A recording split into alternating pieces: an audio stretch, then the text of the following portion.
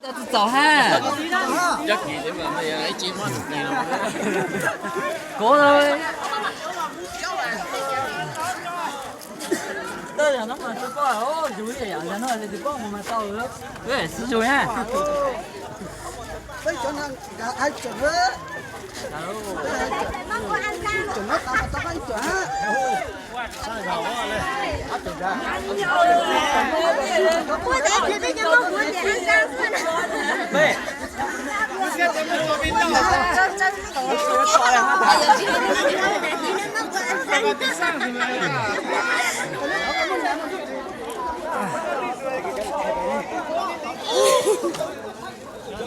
太哥，要唱混得啊，混得啊，混得东西少，别人混得路。số số ít là số慢nhau，慢nhau混得，他就。不来你们快点来！来大家都gì luôn rồi lo lụa ở xa lo lụa sao lo lụa rồi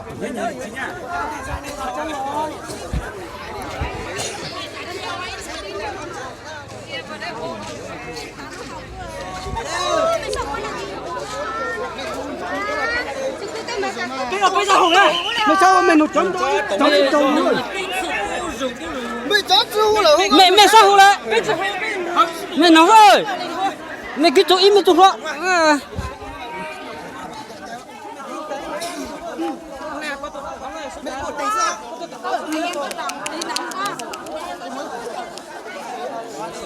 giật lên cái sóng quá giấy cho luôn số số tốt là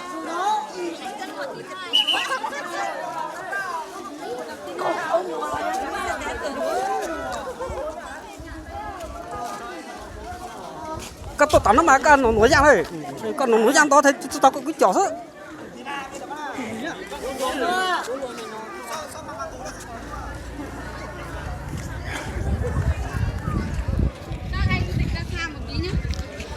sao dính cho em mình dính cái tâm là cua bên xài luộc cua bên lõi nè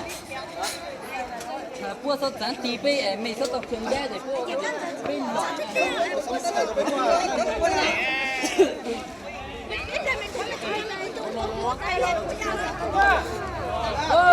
nó nổi giang nó mà thật thì mà ít次thì thầu giấy tôi ít次rồi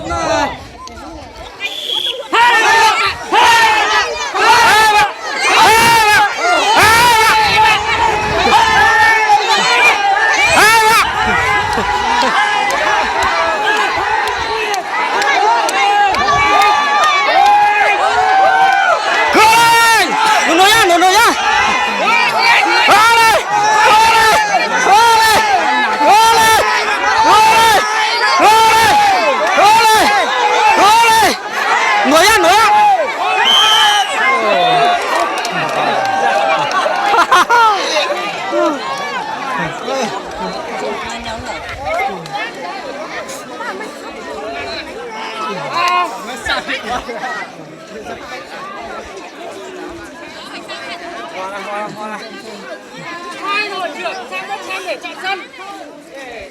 Cô ra để chọn sân nhá bây giờ. Đây là có con đá nhá. Đây là con đá để sẽ được quyền Đây lựa là chọn sân. có đá để quyền chọn sân. Cô Dũng thành đâu thì chưa đủ rồi. Y dù đá vào, y dù đá vào nó mình cố thấy thế mà thấy tốt xấu lại mình chưa thấy đủ cái cơ rồi. học qua chứ học học qua rồi nó là nó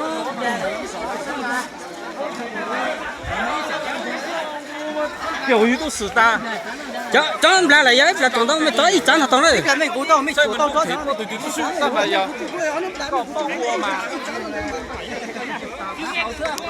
Sân này đâu? Cái sân xuống đây.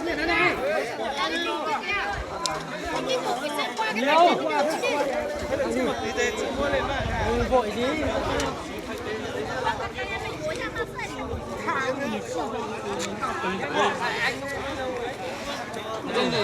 đi nhà họ chiều thôi à.